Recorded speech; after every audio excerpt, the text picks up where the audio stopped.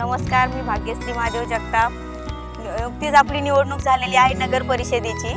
आपल्या अजितदादा पवार गटातून मला पक्षाची उमेदवारी भेटलेली आहे आणि आपल्या आमदार सुनील अण्णा शेळके यांच्या माध्यमातून मी उमेदवारी लढून आलेली आहे। माझ्या जनतेने जे माझ्यावर विश्वास ठेवला त्यांचे आभार। आणि आपले अजितदादा पवार झालं, आपले सुनील अण्णा शेळके झालं, या गरीब व्यवसायदारांना त्यांनी खूप म्हणजे नाही का लक्ष देऊन त्यांनी आम्हाला उमेदवारी दिलेली की आपण तळागाळातल्या या माणसांच्या गोरगरिबांच्या माणसांपर्यंत आपल्याला पोहोचायचंय, हे त्यांचं ध्येय होतं। जे काय आता इथून माझ्या जनतेच्या ज्या समस्या आहेत त्या मी सोडवण्याचा प्रयत्न करणार आहे।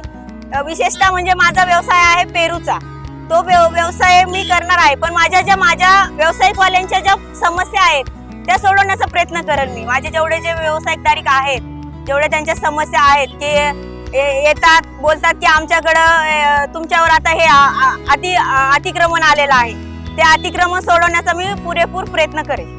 इथं जो माझा रोजीरोटीचा व्यवसाय आहे त्याच्यावर मी थांबणार आहे आणि माझी वाईफ मला मदत करून ती नगरपालिकेतल्या म्हणजे माझ्या नागरिकांच्या समस्या सोडवण्याचा प्रयत्न करणार आहे। महाराष्ट्रवादी रे, महाराष्ट्रवादी रे।